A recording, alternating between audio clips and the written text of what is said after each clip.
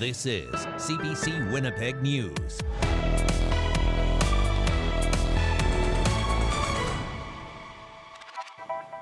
Good evening. Thanks for joining us. Brittany is away tonight. Manitoba's largest First Nation is concerned a housing development planned for the Forks could compromise archaeological evidence at the National Historic Site.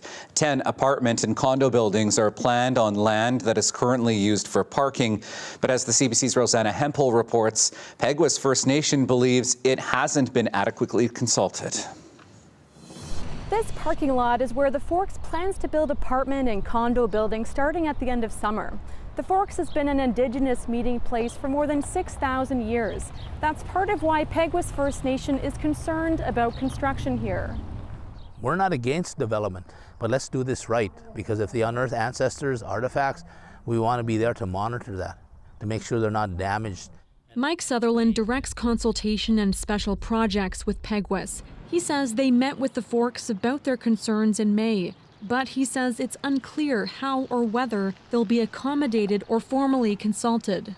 From the trees to York is the first phase. Zach Peters with the Forks says they have hosted public consultations over the last decade, and they welcome ongoing conversations with Peguis. The archaeology of this place and the history of this place is what's important to the Forks. In 2017, a company hired by the Forks excavated trenches to find out whether the building sites had artifacts and how many.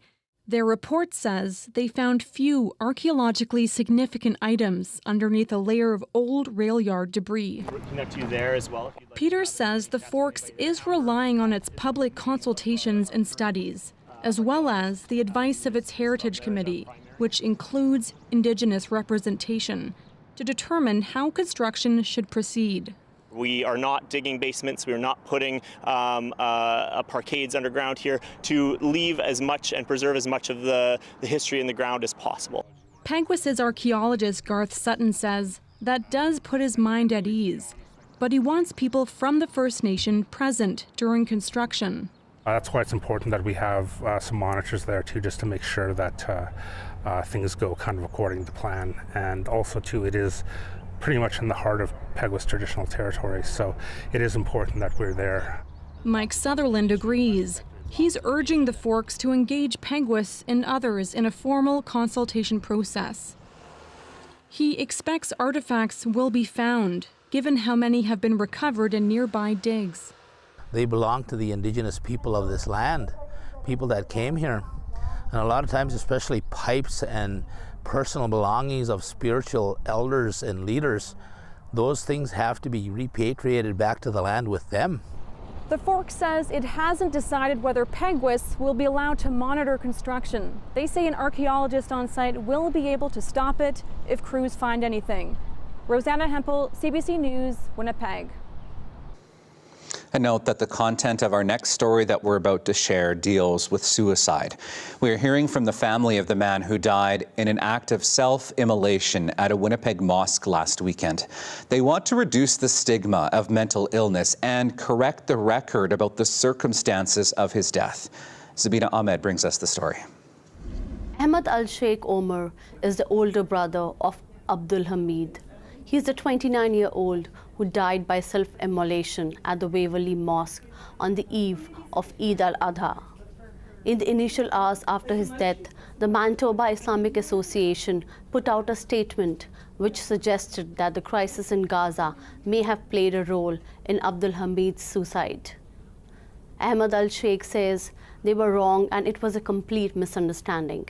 I don't know what made them think that he did that for Palestine, but it has nothing to lead, no connection to be close to whatever happening in Gaza, unfortunately. And this is basically what happened based on his mental health, the years of the suffering from mental health. Ahmed Al-Sheikh says the MIA has made amends since then and are giving the family all the support they can. The Omar family are Syrians who mostly lived in the UAE and came to Canada in 2016 as immigrants after living for 2 years in Istanbul. Ahmed says the family tried to get him help, but Abdul Hamid always resisted any treatment. Me and his mother tried to convince him that there's no shame of your mental health issues. You just have to accept it. We support you forever as a family, as a community. Still nothing. He was a little bit stubborn. Maybe that's because of his mental health. Ahmed Al-Sheikh remembers his brother as a very creative person who was studying fine arts at the University of Manitoba. Says his mental health caused him to stop university last year, but then with his family's support and encouragement, he signed up for the next upcoming semester. He was only 3 courses away from graduation. I remember him back in 2017.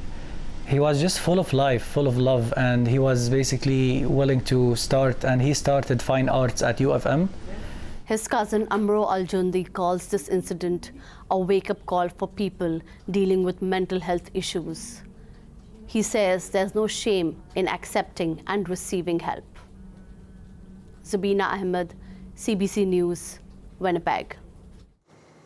Stories like these can be difficult to process. For anyone who is struggling with thoughts of suicide or self-harm, help is available. You can call or text the Suicide Crisis Line. The number is right there on your screen, 988. It is available 24 hours per day. We're learning more tonight about the plans to search the Prairie Green landfill for the remains of Morgan Harris and Mercedes Myron. The women were victims of admitted serial killer Jeremy Skibitsky. The CBC's Alana Cole reports. It's here at the Prairie Green landfill north of Winnipeg the remains of Morgan Harris and Mercedes Myron are believed to be. The province says it's expected by late fall, crews will be searching for them. This is about bringing loved ones home. This is about returning with respect and dignity to women that 2 Manitoba families have lost. Premier Wald Canoe says plans were underway behind the scenes until the trial of Jeremy Skibitsky concluded. Skibitsky is charged in the deaths of 4 women, including Harris and Myron. A judge is expected to make a decision in the case July 11th. Today, Canoe and the search's project manager Amna Mackin gave a detailed look at what they're planning. There will be a pilot search, getting an understanding of what kind of material they'll be sifting through. Then they'll shift to the area where they believe the remains to be. At that point, material will be taken to a building where the search will be conducted manually. Mackin says there will be about a dozen search technicians for each search line, but how many search lines and staff has yet to be decided. We're looking for one specific date, right? So we want to try and get a clue in terms of finding receipts or things of that nature that might have a specific date on it to let us know that we're in the right vicinity. We'll also want to be gathering information such as the route of the truck that picked up the bin in question to get a sense of other businesses and residents that might have been on that same route. Mackin says the search will continue throughout the winter months. A healing center for families and community is already being constructed and will be moved to an area at the site. Canoe says they'll be working with families throughout the search. And I would say that I really appreciate the open mind and the open heart that the families have engaged with us on this and are continuing to do so. Canoe has said the search could continue into next year and possibly the year after that. The federal and provincial governments have each promised $20 million to fund the search. Alana Cole, CBC News, Winnipeg. A strike at WestJet has been averted for now. The airline's mechanics were set to walk off the job tonight. Both sides have agreed to resume negotiations. More than 670 unionized mechanics rejected a tentative deal last week. Their union says the company is offering wages that are 30% less than those of other North American airlines. WestJet wants binding arbitration, but the union is opposed. The airline had canceled 50 flights as a preventative measure.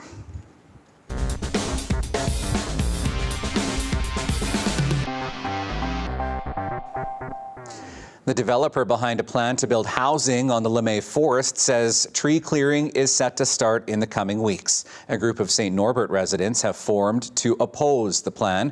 CBC's Cameron McLean has more on how city officials want to significantly reduce the size of the project. Most of these trees could be gone by this fall. The owner of the land, commonly known as the Lemay Forest, wants to build a 2,500-unit assisted living facility. John Wintrip represents the owner, Tochal Development Group. Over the next month, we are going to be intensifying our activities on the land in terms of our archaeology work and tree removal.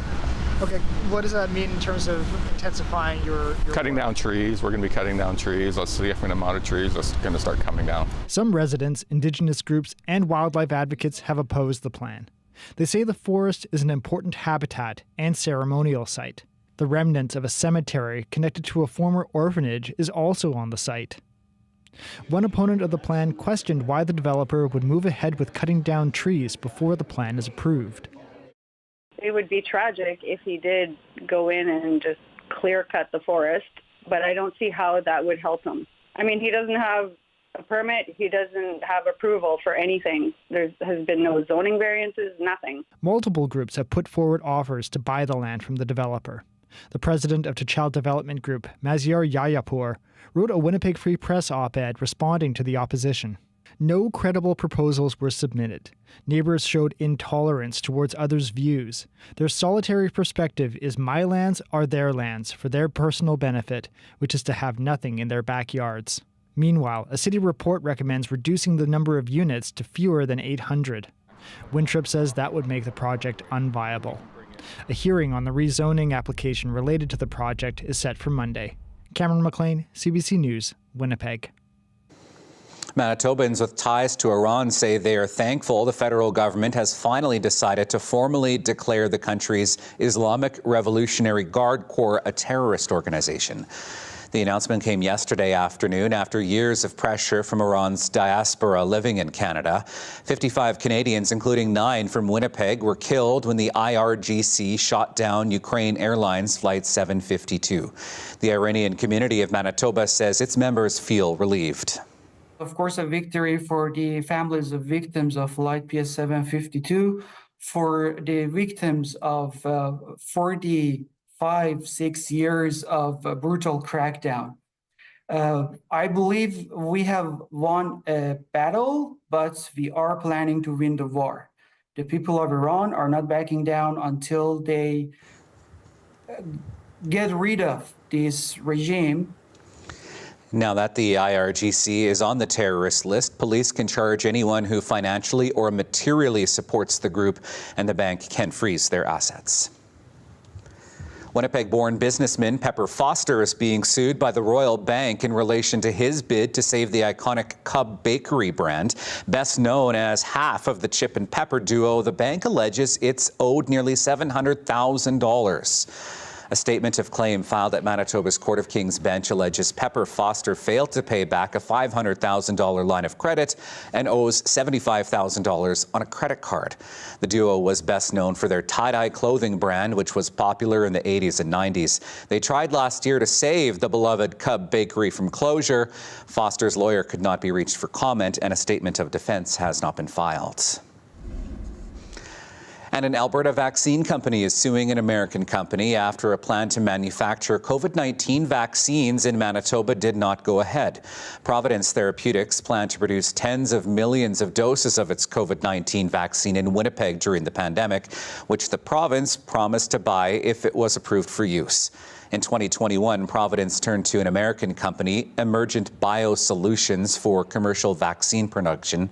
Emergent has a facility in Winnipeg, but the plan failed to go ahead. Providence is now suing Emergent for more than $3 billion. Both companies have declined comment on the suit. Winnipeggers are bidding goodbye today to a local radio legend. This is Up to Speed from CBC Radio 1, 89.3 FM. Former Up to Speed host Larry Updike died today after a recent cancer diagnosis. His career spanned decades, starting in the 80s on stations all across the dial. Besides being a radio host, he was a musician and community advocate. Updike was awarded the Queen Elizabeth II Jubilee Medal for his work with nonprofit War Amps. Larry Updike was 69 years old.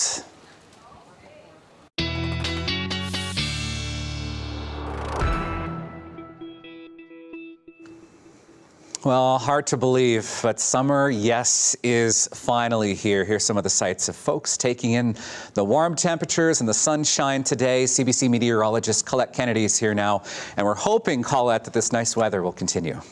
Thanks, Riley. Yeah, it's nice to see folks enjoying the first or at least half day of summer. We made it, right? It's always nice when we can get to this point.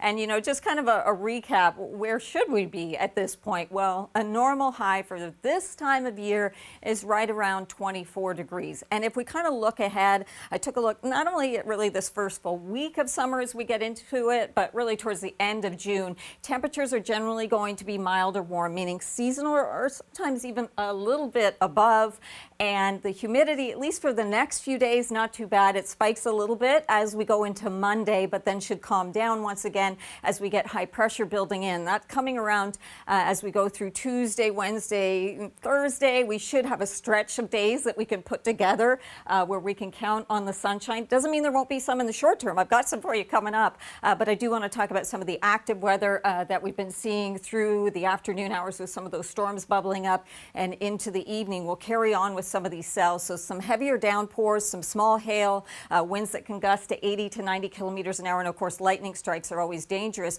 And really, even as we go into the later evening hours, this is still going to fire up a little further as it's pushing into southeastern parts of the province and crossing the border there into northwestern Ontario. Then after that, as we lose that daytime heating, the sun setting around 9:40, and then things kind of calm down. It doesn't mean you won't in the overnight hours get a rumble of thunder kind of coming through, but we'll see things dying out. We get a nice setup for the first full day of summer tomorrow with a lot of sunshine early, and then we will get some increasing cloudiness as we get to the latter part of the day on Friday. And then I know I have to tell you that we have some more widespread rain that's going to come in on Saturday. We'll get some breaks midday, some nice ones, but there will be a wraparound to this, and that pulls some moisture back in. So in terms of what we'll see there, at least we'll get some clearing as the next ridge of high pressure will be building in as we go into Sunday for that second half of the weekend. All told, as we're just looking at the first part of the system moving through, not a whole lot of rainfall to it, but then watch as I take you through the rest of the day Saturday because of some of that wraparound, even over 40 millimeters there towards Grand Rapids, one of the areas where we'll see more significant amounts of rainfall. So partly cloudy for you for tonight, 13 degrees, some comfortable sleeping weather. And then tomorrow morning, mostly sunny to start things off. The winds will be light. On the calm side, nothing to concern yourself with there, and certainly not into the afternoon. Maybe you're taking off early from work on your Friday. Partly cloudy and 26, but then we get into some of that cloudiness starting to build, and that'll be the setup as we go overnight Friday into Saturday. Saturday a little cooler still, so 20 degrees, but that's one of the few days where the temperatures really drop down, because otherwise we're back to seasonal with clearing and some sunshine coming back in the forecast for Sunday. And we'll look at our dog walking forecast when I come back, Riley. Looking forward to it. Thanks, Colette. Once a month, Winnipeg's mayor visits our radio studio here at CBC. This morning, Scott Gillingham addressed concerns from local nonprofit organizations that are potentially losing funding. A planned cut to the community grant program at the city of more than $2 million has left many wondering where their funding will now come from. Here's a portion of CBC's Marcy Marcuse's interview with the mayor as he defends changes to the way those grants are doled out. The City of Winnipeg gives out a total of $107 million in grants of all types, small grants, large grants. And so we need to understand as well that in 2014, we gave out $41 million in grants. We're now up to $107 million in grants. A couple of things have changed significantly since 2014. One, the City of Winnipeg was not really on the front lines of homelessness and housing. We have been drawn into that. We are now doing that. That used to be primarily provincial responsibility. we now give out grants to groups like the 24/7 safe spaces where we never gave out grants before. So the pressure on the city's budget has only grown, and we are actually giving out more grants. Since that time as well, we now have a strategic plan that council has. Council never had a strategic priorities action plan before. Now we have one. And so what we want to do is ensure that when we're looking at grants and reviewing grant applications, that they are seen through the lens of the city's priorities and city council priorities. And we didn't have a robust intake process before. That's really what this is about, is ultimately about establishing an intake process that is robust, and then the grant applications can be measured against the strategic plan of council. So you and I have talked a lot about youth violence, youth crime. The stats came out this week. We've been discussing a lot of them. They've been on the rise, 30% rise in overall violent crime in Winnipeg for the last, not youth crime, but violent crime for the last 5 years. A lot of these inner city agencies that are worried about being cut are the ones that are sort of at the front lines and the grassroots of dealing with specifically a lot of young people, but also a lot of those needs in the most vulnerable populations. So people might not be able to square why now you would look at cutting the grants unless this is a political push to the province to say we can't do it financially anymore. You've got to step up and do it. Well, in part, for sure, we need more assistance from from the province of Manitoba, and we've been talking about that. And we have good conversations right now with the Premier on that, and the Premier has committed to assisting municipalities, including the City of Winnipeg, with our funding allocations. But are you looking for him to fill this gap? Because you were mentioning 24-hour safe space, saying before we didn't have to fund that. That was provincial. Is that what you're hoping will maybe come from this change that you're... I'm hoping that some of the conversations that we're having with the province will assist the City of Winnipeg and make sure we're back into the lane that is our jurisdiction. That's going to take some time, but I think what's important as well is to understand that, yes, the overall envelope of the smaller community grant envelope of $3 million out of the $107 million we're looking at reducing that. No organizations have been cut at this time. No specific grants have been cut. We're now going to have an intake process, which we haven't had before, and ask organizations to apply through the intake process so that we can measure and review the grant applications against the strategic plan and that council has established. And that plan includes a priority in downtown.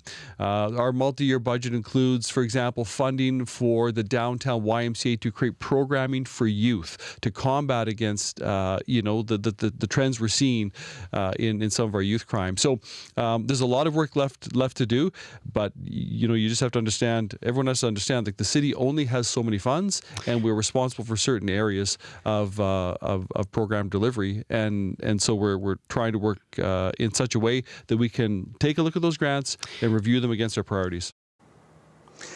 Quick programming note for you. With National Indigenous Peoples Day tomorrow, the Inspire Awards are taking over the airwaves on CBC television. So you won't find us here on TV at 6 p.m., but we will still be streaming online on our CBC Manitoba YouTube channel, as well as on CBC Gem and the News app. And starting Monday, just like last summer, CBC Winnipeg News will be moving to a 30-minute show for the summer months. Still ahead, an out-of-control wildfire has forced more than 700 people out of Churchill Falls in Labrador. The latest on that fire straight ahead.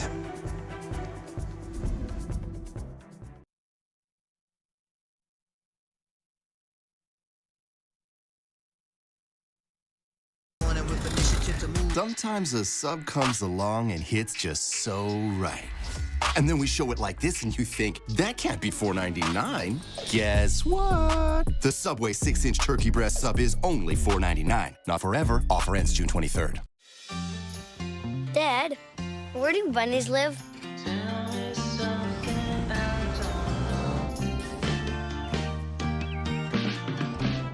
How tall can trees grow?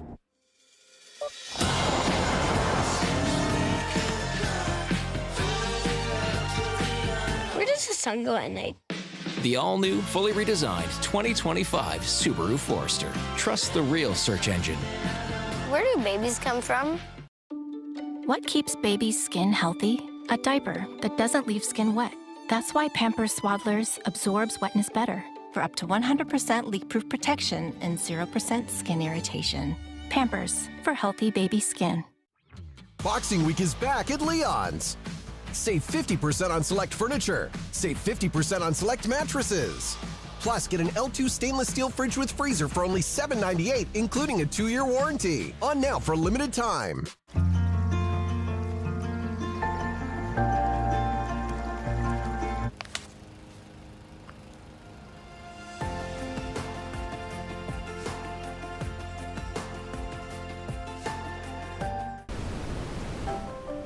Stay safe near dams. Hydroelectric generating stations can be a dangerous place. Water levels around dams can change quickly. Obey all warning signs and barriers. They are there to protect you.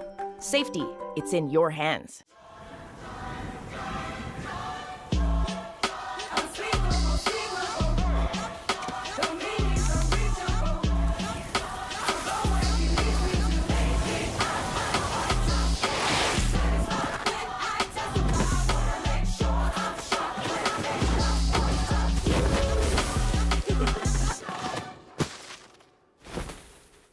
A gift from Alpine Glacial Rocks. Evian, live young. The Jeep No Limits event is here, which means more trails to blaze, more challenges to meet. And right now, enjoy no payments for 90 days. Get into a Jeep Wrangler, the most capable Wrangler ever. Or Jeep Grand Cherokee, the most awarded SUV ever. Jeep No Limits is here. Time to test your limits. Get up to 10% off MSRP for up to $8,700 in discounts and no payments for 90 days. Boxing Week is back at Leon's. Save 50% on select furniture. Save 50% on select mattresses. Plus, get an L2 stainless steel fridge with freezer for only $7.98, including a 2-year warranty. On now for a limited time.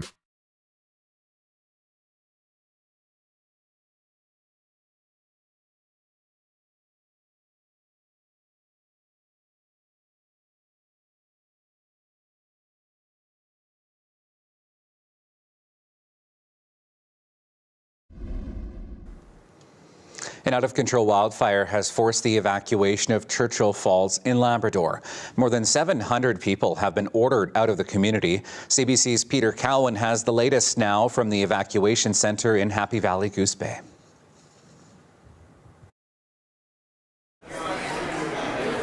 This is where the evacuees have come first in Happy Valley Goose Bay. After driving over the road 3 hours from Churchill Falls, they all registered here at the YMCA, which is now being used as a shelter. But just as fast as people showed up here, people from town also showed up to offer them an empty camper or a spare bedroom, showing them kindness in a difficult time. Yeah, we've had some of those come from away experiences. I'm very pleased and proud to say, you know, some folks actually were showing up and I was looking at them. They were there last night. They were kind of in the background, and as families were coming in and wondering what they were going to do, and it was going to be a few hours before we set up all the mattresses that we needed here and at other shelters, they just reached out and said, do you want to come to my home? The fire is only a couple kilometers from Churchill Falls, and the strong winds today have been whipping it up. Fortunately, it sits on the other side of the Churchill River, and as long as that is the case, they're pretty confident that the fire won't harm the community, but they don't know what Mother Nature has in store. There are some people who are still left behind in order to keep the massive hydroelectric plant running and keep the lights on, not just across Labrador, but in Quebec as well. Everyone here is anxious to find out just when they might be able to go home, and today the Premier said it's likely to be at least a couple of days, maybe even longer. They are hoping that some help from the rest of Canada may speed up that process. They've asked for 2 water bombers and other specialists to come help fight this fire. Peter Cowan, CBC News, Happy Valley Goose Bay, Labrador. Overseas now, intense fighting continues across several fronts in Russia's war on Ukraine. CBC News has gained exclusive access to a medical evacuation bus that transports injured Ukrainian soldiers from the front lines. Briar Stewart spoke with soldiers who had just been injured in one of the war's most heated battle zones. I'm on a medical evacuation bus with injured soldiers, many of whom have just come off the front line this morning.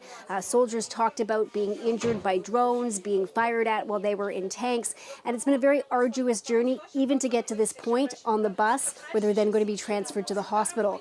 Soldiers basically have to work with the others in their unit to extract themselves. They have to go to an armored vehicle, then they're picked up by the military, they're taken to a stabilization point, and then they're transferred onto a bus here. We're in the Dnipro region, and they're going to be taken to the hospital where they will get treatment.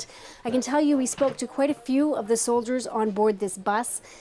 A lot of them were mobilized, had only been on the front line for days, a few weeks. They are now injured. Very difficult. Дуже важко. Тому що коли накладаєш турнікети, ноги відмовляють.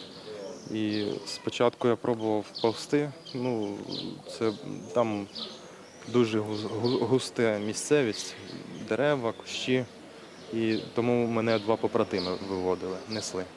This bus, a lot of the people that work it are volunteers, including volunteers from foreign countries. And they don't really know when these buses will run ahead of time. It really depends on the number of injured soldiers, and often they don't even have enough space to put everybody on board. Briar Stewart, CBC News in the Dnipro region. The UK election is 2 weeks away, and the latest polls are projecting a major defeat for Rishi Sunak's Conservatives.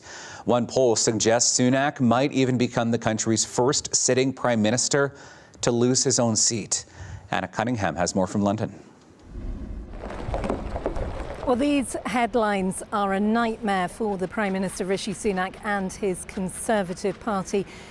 The indications are that the gap is widening in terms of a potential win for the opposition Labour Party, which is led by Sir Keir Starmer. Now, he is a former human rights lawyer. He's also the former chief prosecutor.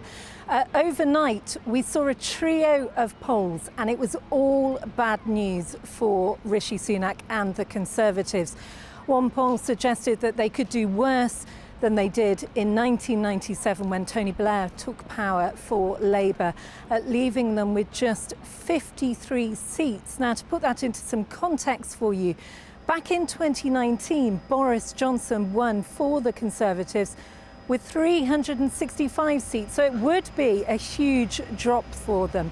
We have seen words used in the British press today, such as bloodbath and wipeout, a suggestion that this could be the worst result for the Conservatives in 100 years, another newspaper adding an extra century to that. But it hasn't put the Prime Minister off the campaign trail. Rishi Sunak has been out on the south coast on the water talking about immigration and pushing his policy to send undocumented migrants to Rwanda. But the problem is, it's also come in the same week that we have seen more than 800 undocumented migrants cross the English Channel in a single day. There is also another issue, and that comes in the form of Nigel Farage. He is the man who pushed Brexit. He was a former leader of UKIP. He now leads the UK's Reform Party. And he is putting himself on a platform parallel, he is saying, to Canada's 1993 election and the wipeout of the Conservatives there. But at the moment, all the polls are indicating that this could be a very big win for Sir Keir Starmer and the Labour Party. The British public go to the polls on July the 4th. Anna Cunningham for CBC News, London. Celebrated Canadian actor Donald Sutherland has died. His family announced his passing this afternoon. Born in St. John, New Brunswick, Sutherland's film and television career spanned 7 decades. He won many awards, including a Primetime Emmy and 2 Golden Globes. We gotta find ourselves another bridge. Sutherland appeared in many other popular films, including Kelly's Heroes, The Dirty Dozen, Ordinary People, and The Hunger Games.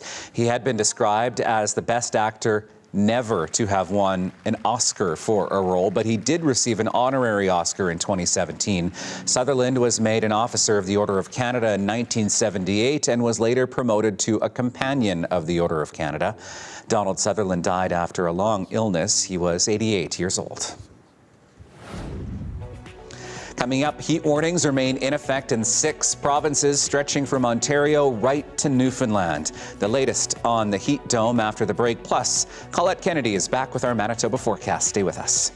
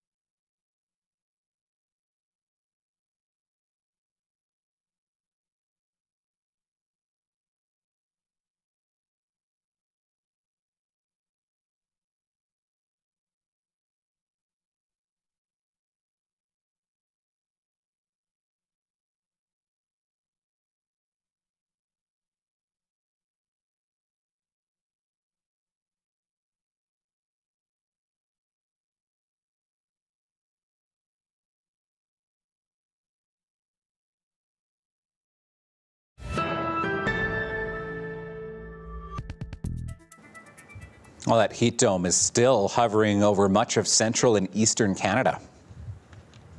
It really is best to stay inside during those peak hours, of which are really kind of 10 a.m. to 2 p.m.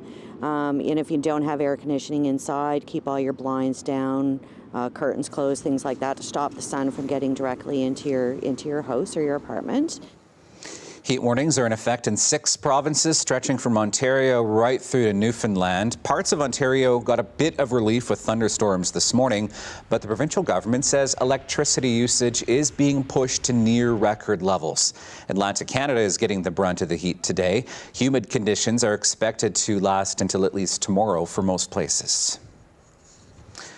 Now, speaking of that heat dome, it is being billed as a preview of what the country can expect for the rest of the summer. It's muggy, uncomfortable, and potentially dangerous as well. That's true not only for people, but also for our pets. CBC's Hannah Vino has some tips for keeping your furry friends healthy this summer. As Atlantic Canada experiences some extreme heat this week, Patty Seabird wants to make sure her Pomeranian Caesar is safe during the heat wave. I know some of the signs, like I usually feel this pavement. If I find the pavement too hot for my hand, it's going to be hot for him. And if I can't stand it outside, he can't stand it outside. His concern is my main thing, right? To protect him. As the weather gets warmer, this veterinarian says pet owners need to know how to alleviate the risk of heat stroke. It's really important. I know it's something from common sense. Sometimes we forget the common sense, but here is about the life of our pets. Heat stroke can kill them. He says that it's important to monitor their breathing, watch for dry or sticky gums, and a rapid heart rate. These can indicate that a pet is dehydrated or going into heat stroke. Freya Poirier is taking extra measures to ensure her dog has a cool space available this summer. I actually went to Costco right when they opened, worried that they'd be out of ACs, and picked up an AC for our bedroom so when it's really hot on Thursday we can keep the house cool. Paw Prints Doggy Daycare and Grooming is doing everything necessary to keep the four-legged friends in their care happy and protected. When the dogs aren't out enjoying the refreshing pools, they will be able to relax inside with the air conditioning. We plan to have the dogs inside for most of the day, and we also have cooling mats for them, and we make sure that there's lots of fresh water outside for them and inside as well, but we want to make sure that the pools are nice and cool. We might even bring in some ice, things like that for them to play with during the day. Dr. Cedillo Flores says the best thing to do for your pets is to change your routine on hot days. Reducing the time spent outdoors is key. Most of us, we walk our dogs around 9, 10 a.m. or in the afternoon, right after a work day. It's too hot for them. I would say if you are gonna take them outside for some outdoor activities, early in the morning and late at night. We want them walking around without the sunlight over them. Keeping them cool, hydrated, and out of the sun is the best way to protect your pet from heat stroke this summer. Hannah Vino, CBC News, Halifax.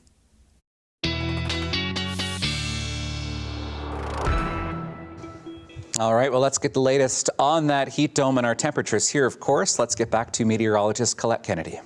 Yeah, Riley, some of our friends and neighbors there in Atlantic Canada, even central Canada, really looking for a break to be released from the influence of this heat dome.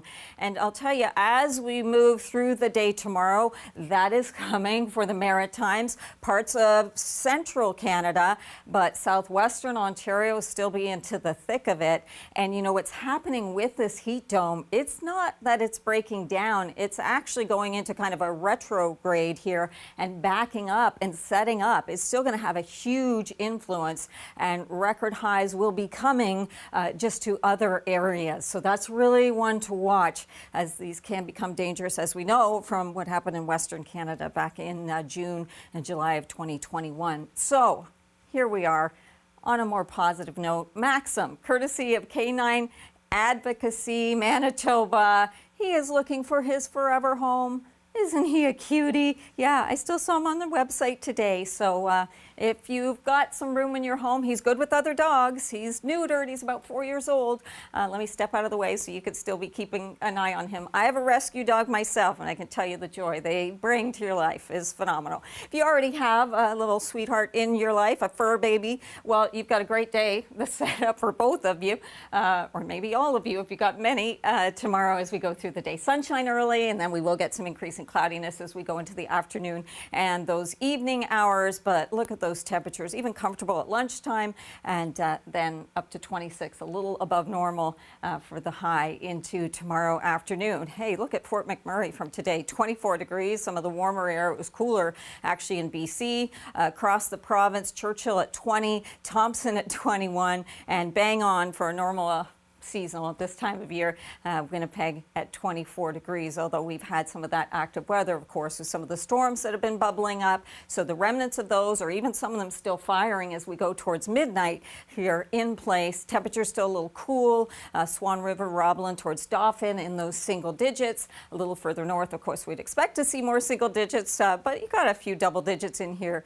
2, Norway House at 11 for your overnight temperature. And just jumping ahead to tomorrow, kind of taking you hour by hour, there is a trough. It's an upper trough, really. It's kind of stretching from Hudson Bay, and that will bring some showery activity, but also some warming temperatures in there. You might notice with 26 for Thompson. It's going to be feeling pretty good on your Friday afternoon and taking you again through the day. A lot of sun, just some high, thin cirrus cloud early on, and then we get that cloud kind of building and thickening as we go through the day, as this next system, this area of low pressure, is going to be approaching Friday night and then really moving through the province as we go into Saturday, and that's when it'll be having more of an impact and an influence. So taking you to lunch, 22, the wind's fairly light for tomorrow, and then there you go in the afternoon out of the east, 10 to 20 kilometers an hour, and relatively low humidity, so a really comfortable Friday coming up, Riley. Thanks, Colette.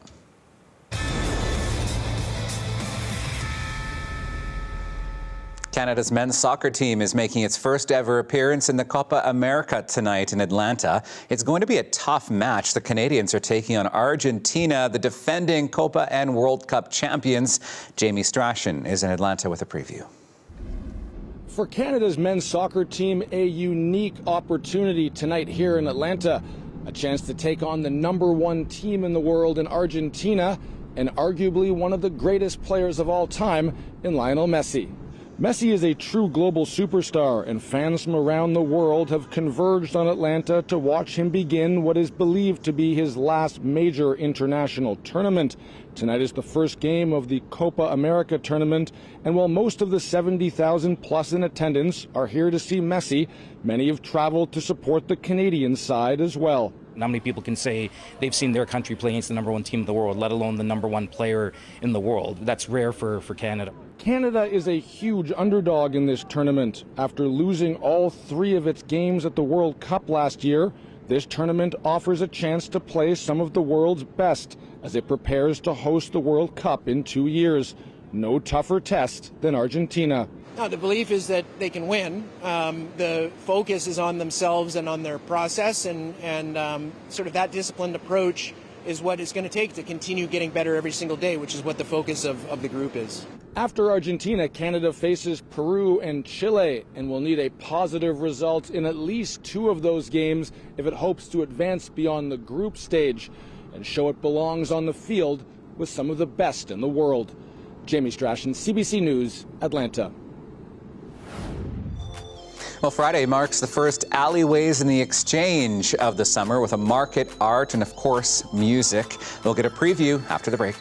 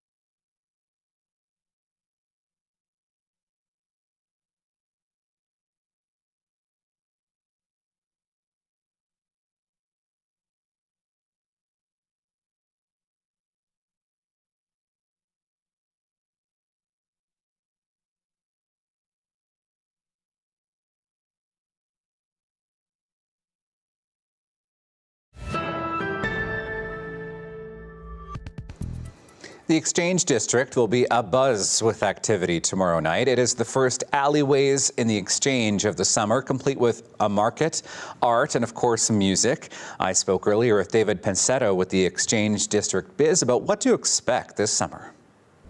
Well, we're entering summer, of course, and that means summer outdoor events to look forward to really right across the city. We're in the Exchange with David Pensetto from the Exchange District Biz. Thanks for some time today. Thanks for speaking with me. So, Alleyways in the Exchange is back on Friday. Tell me what to expect this year. Yeah, so we've got the ever popular market, which is taking place back here and on Elgin Alley, curated by Lucky Girl and a lot of Exchange District businesses, a lot of local makers and things.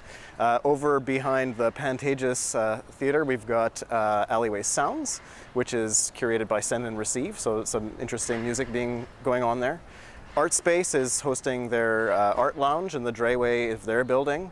And we've got an edition of Tango at an alley right by 65 Albert. Okay. So we have to kind of use our imagination a bit because things haven't quite started to set up here, but what can people expect when they're coming down for these events? Yeah, I mean, there's going to be a big crowd. I mean, the market is really popular year-round. I'm sure people have seen some of the images online on social media. It's just going to be packed with really great, interesting, unique local vendors and just a ton of people, a really friendly kind of a vibe. Alleyways Sounds, you know, it draws a nice little audience, experimental music, really interesting to take in.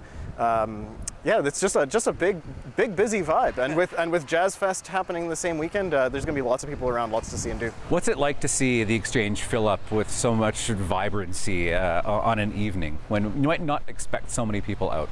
Oh yeah, I mean, I think people that don't spend that much time here don't realize just how full of people it is in the evenings. Actually, it's really nice. The moment the weather turned around, we've seen the restaurants have been full. Even in the winter, the restaurants were full in the evenings. And you know, once we get all of these activities happening outdoors, it's just a really nice, pleasant experience. For no one who's been to Alleyways in the Exchange, how do you describe it?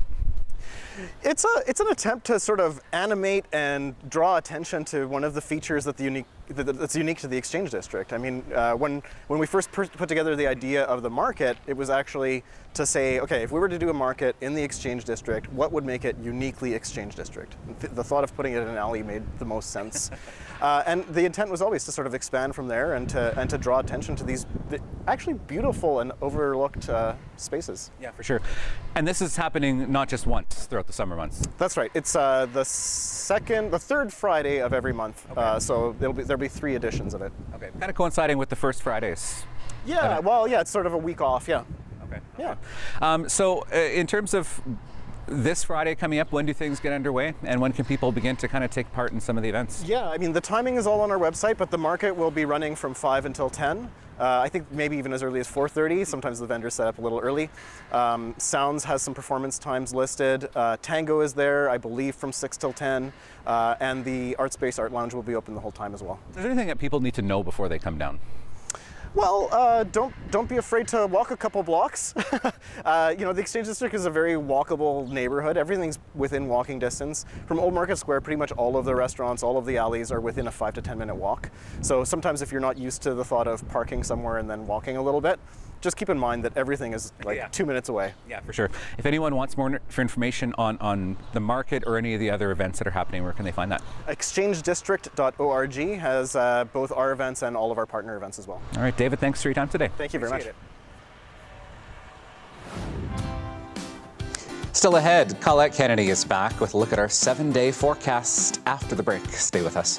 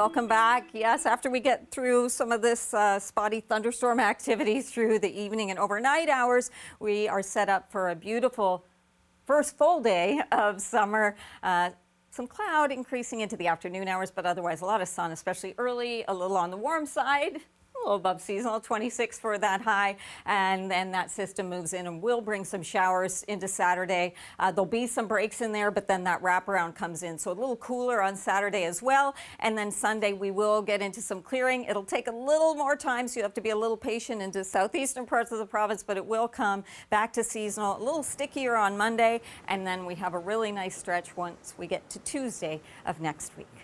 All right, thank you so much, Colette. I know we did not color coordinate with the pink.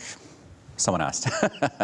It's graduation season for many young people in our province, whether it's kindergarten, grade 12, or college or university. It's a busy season for a lot of families in our province. And as you saw earlier in the show, Mayor Scott Gillingham was in our studio today, and he spoke about what a special time it is for grads.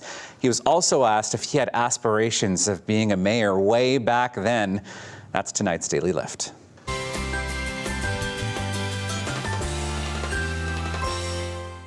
I grew up outside of Winnipeg, on a farm west of Carman. I did not have aspirations at 18 years of age to be the mayor of Winnipeg, but I'm really humbled and honored to be in the role.